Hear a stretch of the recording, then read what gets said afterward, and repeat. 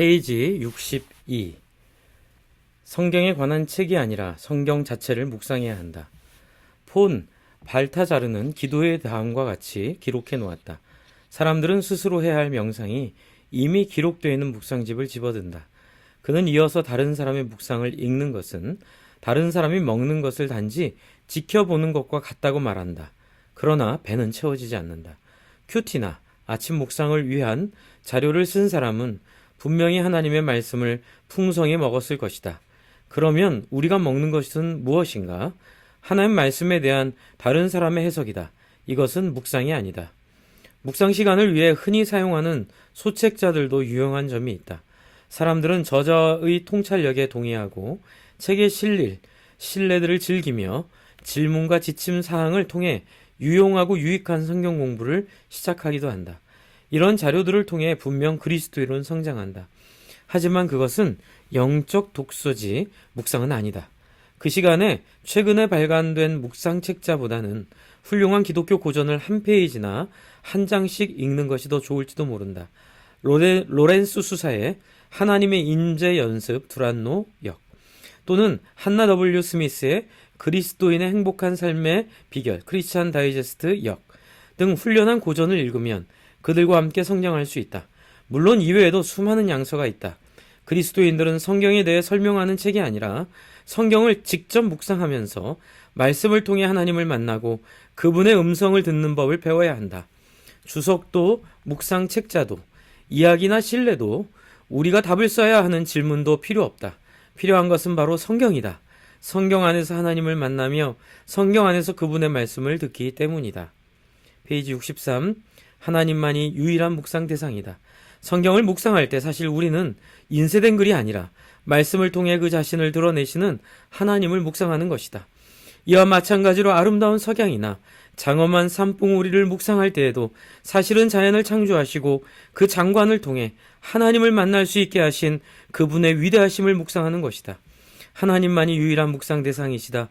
말씀을 묵상할 때나 구원의 행사를 묵상할 때 또는 창조의 경이로움을 묵상할 때나 그분이 보여주신 선하고 올바르고 존경할 만한 무엇인가를 묵상할 때 우리는 언제나 하나님을 묵상하고 있는 것이다. 이 모두는 다만 하나님이 우리에게 자신을 나타내시는 수단이다. 묵상은 그리스도인의 성장을 돕기 위해 하나님이 주신 연장이다. 연장 자체가 집을 지을 수는 없다. 연장이 숙련된 목수의 손에 쥐어졌을 때라야 집을 지을 수 있다. 이처럼 자신을 하나님의 손에 맡기고 전적으로 성령을 의지하는 자의 묵상은 삶을 바꾸는 축복의 통로가 될 것이다. 묵상 그 자체가 우리를 돕는 것이 아니라 묵상하면 한 예수님이 아버지의 축복을 우리에게 부어주는 것이다. 페이지 64. 묵상하면서 자신이 누구인지를 기억해야 한다. 자신의 참된 정체성에 대해 확신을 갖고 하나님 말씀에 다가갈 때 비로소 효과적으로 묵상할 수 있다. 우리는 누구인가? 사도 바울의 외침을 들어보라. 우리는 그의 만드신 바라. 그리스도 예수 안에서 선한 일을 위하여 지으심을 받은 자니. 에베소서 2장 10절. 이렇게 되어 있다. 우리는 그의 예술 작품입니다. 번역이 이렇게 되어 있다는 얘기입니다. 우리는 진정 하나님의 아들 예수 그리스도가 갈보리 십자가에서 치르신 희생을 통해 그의 가족으로 입양된 하나님의 자녀들이다. 하나님의 아들, 딸들인 것이다. 그렇다면 거지의 신분이 아닌 항상 담대히 나오라고 초대하시는 그분의 자녀로서 묵상의 자리에 나가야 한다. 묵상에 앞서 좀 더 영적인 사람이 되려고 애써 노력할 필요도 없다. 우리는 이미 영적이며 그분 안에서 완전하다. 우리의 의로움은 그리스도의 의로움이므로 그분의 왕실에 들어갈 가치가 없거나 자격 미달이 아닐까 염려할 필요가 없다. 묵상할 준비가 된 듯한 느낌을 주는 특정 분위기나 환경을 찾을 필요도 없다. 기다리고 있는 아버지의 품 안에 뛰어드는 아이처럼 나아가면 된다. 탕자는 집에 돌아오기 전에 아버지를 만나면 무슨 말을 하고 어떻게 행동할지 연습했다. 하지만 아버지는 그가 자기 비평을 하거나 무가치하다고 느낄 만한 여유를 주진 않았다. 달려가 품에 안고 한때 잃어버렸던 자식으로서의 복을 부어주었다. 우리도 하나님 말씀을 묵상할 때 이렇게 다가가야 한다. 묵상은 큰 잔치에 참여하는 것과 같다. 하나님 우리를 위해 잔치를 준비하셨다. 그러므로 매일 아침 초대 손님으로서 그 자리에 나가야 한다.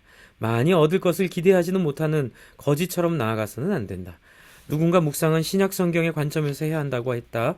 즉 묵상은 하나님의 은혜를 통해 어린 양의 피로 구속받은 그리스도인들이 하는 것이지 율법의 행위로 의롭다함을 얻어야 하는 구약의 선지자들로서 하는 것이 아니라는 뜻이다.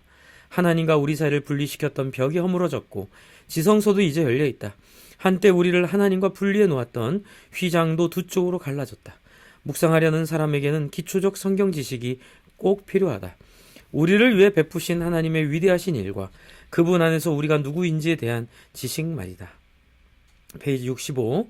하나님께 무언가를 얻기 위해 묵상하지 않는다. 나는 사역 초기 몇 년 동안 성경을 마주해 하나님이 내게 말씀하시는 것을 직접 듣는 것이 어려웠다. 기도의 응답이나 남에게 전해줄 말씀 또는 설교 아이디어 등 하나님께 뭔가 특정한 것을 얻기 위해 묵상했기 때문이다.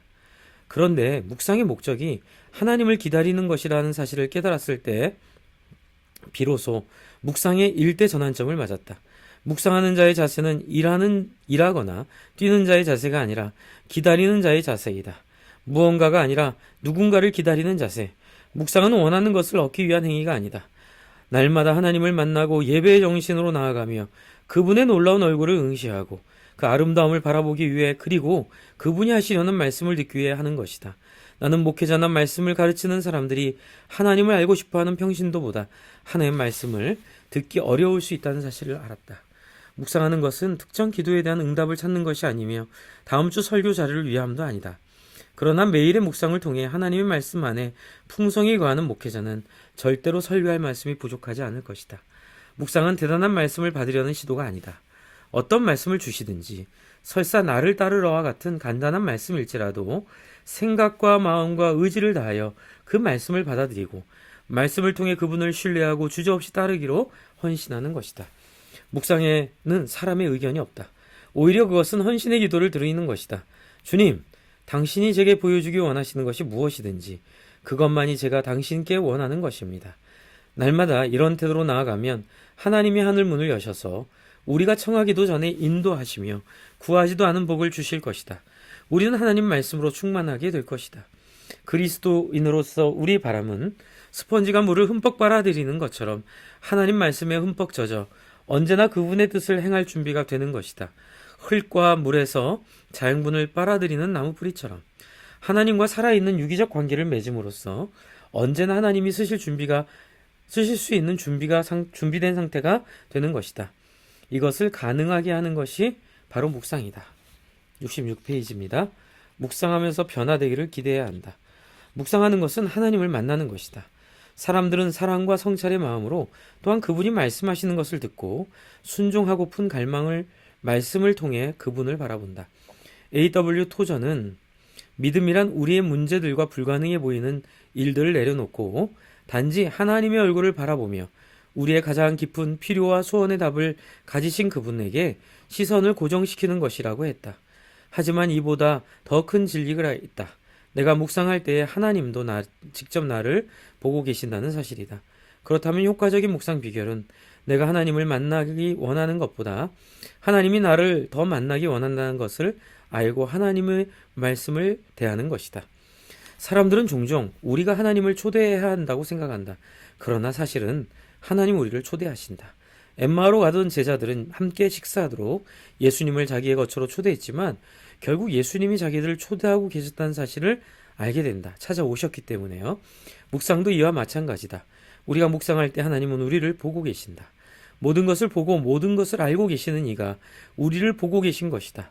그 앞에 나아가기에 부족한 죄인이 아니라 그분을 알고 그분과 더 친밀하게 동행하고 싶어하는 소중한 자녀를 보시는 것이다. 그분은 우리의 약점이 아닌 우리의 갈망에 주목하신다. 예수님은 시몬 베드로를 제자로 부르셨을 때 그를 더 이상 시몬이라 부르지 않고 베드로라 부르겠다 하셨다. 시몬이란 갈대라는 뜻으로 불안정하고 쉽게 부러지며 기반이 없이 물속에서 흔들리는 식물을 의미하며 베드로는 바위, 즉 튼튼한 기초를 상징한다.